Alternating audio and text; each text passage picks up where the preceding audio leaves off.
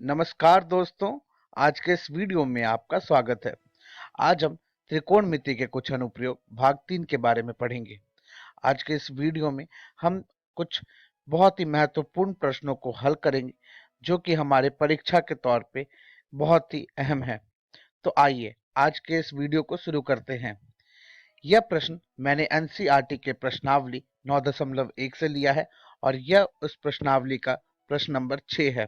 आप चाहें तो आप अपने एनसीईआरटी किताब का प्रयोग कर सकते हैं। तो आइए सबसे पहले हम इस प्रश्न को समझें। इस प्रश्न के आधार पर 1.5 मीटर लंबा एक लड़का है जो कि एक 30 मीटर ऊंचे एक भवन को कुछ दूरी पर खड़ा होकर देख रहा है। जब वह उस ऊंचे भवन की ओर जाता है तब उसकी आंखों से भवन के शिखर का जो उन्नयन कोण है वह 30 डिग्री से 60 डिग्री हो जाता है। तो जब वह सबसे शुरुआती जगह पे जब है तो वहां पर उसका जो उन्नयन कोण है वह 30 डिग्री है और जब वो आगे बढ़ जाता है तो कुछ दूर के बाद जो उन्नयन कोण है वह 60 डिग्री हो जाएगा। अब हमें यह बताना है कि उस भवन की ओर कितनी दूर चल कर गया है, तो हमें यह दूरी ज्ञात करनी है। तो आइए अब हम इस प्रश्न को हल करें। सबसे पहले हम एक आकृति बनाएंगे और इसके बाद हम सारी आकृति के बिंदुओं को दर्शाएंगे। तो हम यहाँ पर सबसे पहले यह लिखेंगे कि आकृति में हम देख सकते हैं कि ए बी जो है वह भवन की ऊंचाई है जिसे हमने एच से दर्शाया है, कहें तो कैपिटल एच। और इसके बाद जो सी डी है वह लड़के की ऊंचाई है, इसे हमने स्मॉल एच से दर्शाया है। इसके बाद हम यह कहेंगे कि जो बी है वह भवन की पाद बिंदु है और हमें यहाँ पे यह भी मालूम है कि सी और ई जो है वह दो स्थान हैं जहां से शिखर का उन्नयन कोण 30 डिग्री एवं 60 डिग्री क्रमानुसार है। अब यहाँ पर एफ जो है वह बिंदु है जो सीई रेखा को बढ़ाने से ए बी रेखा से मिलेगा और यहाँ पर हमें यह मालूम है कि जो ए बी है उसकी ऊंचाई 30 मीटर है। सी डी जो है उसकी ऊंचाई 1.5 मीटर है। कोण ACF जो है उसका माप हमारे पास 30 डिग्री है और कोण AEF जो है उसका माप हमारे पास 60 डिग्री है। अब सबसे पहले अगर हम AF का माप ज्ञात करना चाहें तो AF का माप हम AB में से FB का माप घटाकर कर सकते हैं। तो वह क्यों? तो आप देख सकते हैं कि जैसा हमें मालूम है CD यानी कि लड़के की ऊंचाई 1.5 मीटर है, तो जितनी लड़के की ऊंचाई है उतनी ही FB की भी ऊंचाई होगी। और अगर हम ए बी में से एफ बी को घटा दें तो जो हमें माप ज्ञात बचेगा वह होगा ए एफ का। तो यहाँ से हमने ए एफ का माप ज्ञात कर लेंगे। 30 मीटर में से 1.5 घटाएंगे तो हमारे पास उत्तर 28.5 मीटर बचेगा। अब यहाँ पर हम अगर समकोण त्रिभुज ए एफ को देखें तो यहाँ पर हम कह सकते हैं कि जो tan 60 डिग्री है वह ए एफ बटा ई एफ होगा। अब हमें tan 60 डिग्री का माप मालूम है कि वह √3 होता है और AF का माप अभी अभी हमने ज्ञात किया 28.5। EF को हम जैसे का तैसा लिख देंगे। तो यहाँ से हमें EF का मात्रा ज्ञात होगा, EF बराबर 28.5 बटा √3। अब यहाँ इसे हम अगर दशमलव से हटाकर भिन्न के तौर पे लिखना चाहें तो 57/2 √3 लिख सकते हैं। और √3 अगर हम अंश व हर में गुना कर दें तो आप देख सकते हैं कि हम हर में से जो √3 है वो हमारा हट जाएगा। तो जो हमारे पास उत्तर ज्ञात होगा वह 57 गुना √3 बटा 6 ज्ञात होगा। इसके बाद हम समकोण त्रिभुज ACF लेंगे जिसमें हम tan 30 डिग्री को हम AF बटा CF लिख सकते हैं। tan 30 डिग्री जो है उसका माप हमें मालूम है कि वह 1/√3 होता है और AF का जो मात्रा है वह हमने अभी 28.5 ज्ञात किया था। इसके बाद हम CF बराबर लिख सकते हैं 28.5 गुना √3। अगर इसे भी दशमलव से हटाकर लिखना चाहें तो हम 57/2 और पूरे से गुना √3 लिख सकते हैं। जैसा कि हमें मालूम है कि हम CE का माप CF में से EF घटाकर कर सकते हैं, तो हम यहाँ पे CF और EF के मात्राओं को लिख लेंगे।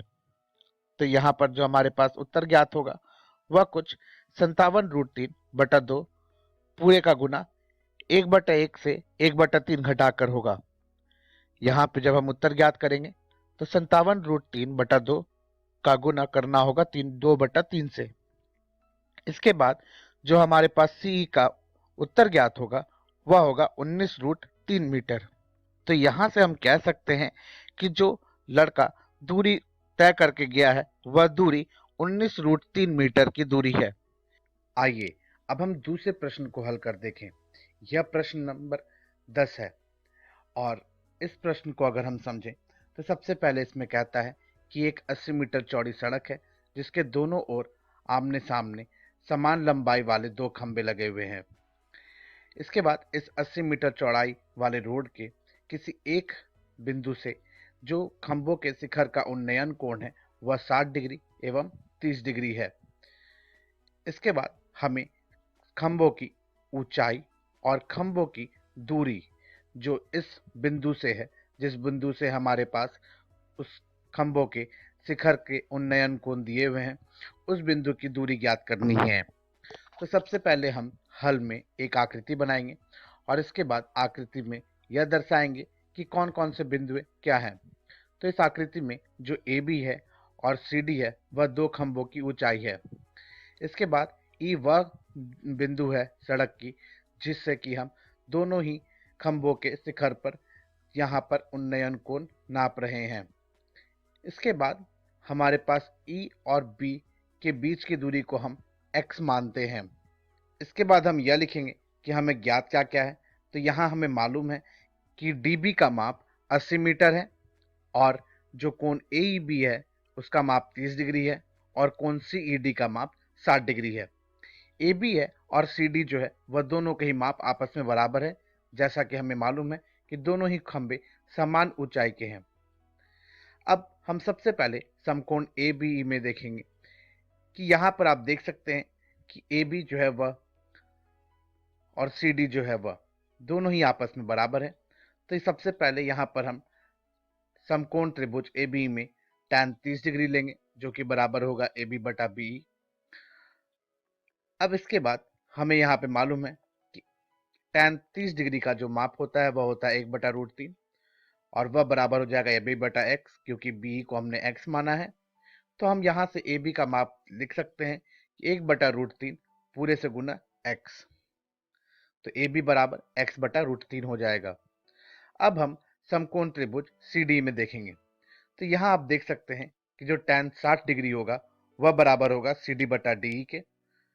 tan 60 डिग्री का माप हमें मालूम है कि √3 होता है, वह बराबर हो जाएगा CD/80 - x के, क्योंकि DE में हमने BE की जो माप थी वह ज्ञात कर रखी थी x। तो अगर 80 में से x घटा देंगे तो हमारे पास जो बचेगा वह DE बचेगा। तो CD में हम लिख सकते हैं कि CD बराबर √3 गुना 80 - x।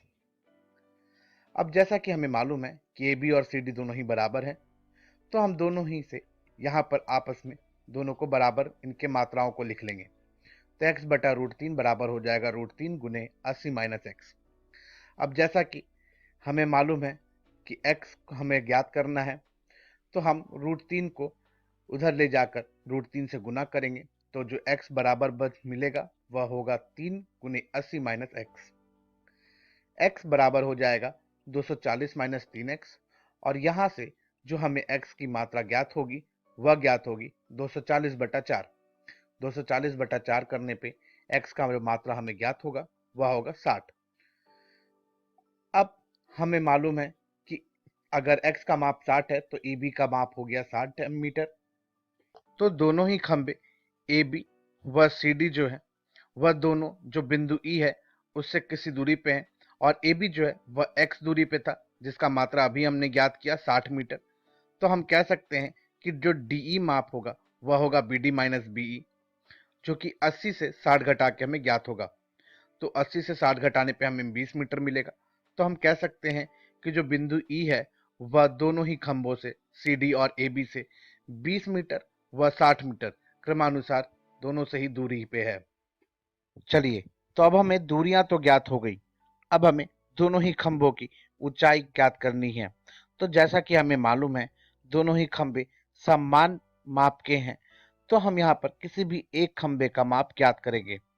तो यहाँ पर हम लिख सकते हैं कि समकोण त्रिभुज CDE में अगर हम देखें तो tan 60 डिग्री जो है वह बराबर होगा CD बटा DE के। अब यहाँ से tan 60 डिग्री का माप हमें मालूम है, √3 होता है, और CD को जैसे का तैसा लिखेंगे, जो कि हमारे दोनों ही खंभों के माप में से कोई एक है, और जो DE है उसकी मात्रा अभी अभी हमने ज्ञात की 20 मीटर। अब यहाँ से हम CD लिख सकते हैं 20 गुना √3 मीटर। तो हम कह सकते हैं जो CD का मात्रा होगा या माप होगा वह होगा 20 √3 मीटर। तो जैसा कि हमें मालूम है CD और AB आपस में बराबर हैं, इसलिए CD और AB दोनों की माप 20 √3 मीटर होंगे। तो यहाँ से हमने कह सकते हैं कि जो दो हमारे पास खंभे थे उनकी दूरी जो बिंदु थी उससे हमारी 60 मीटर व 20 मीटर की दूरी थी, और दोनों ही खंभे जो थे वह 20 √3 मीटर की ऊंचाई के थे। तो आज के इस वीडियो में हमने कुछ अभ्यास प्रश्नों को हल किया, जो कि हमारे परीक्षा के तौर पे बहुत ही अहम है। अब अपनी अगली वीडियो में हम कुछ और भी महत्वपूर्ण प्रश्नों को हल करेंगे। तो हम अपनी अगली वीडियो में मिलते हैं।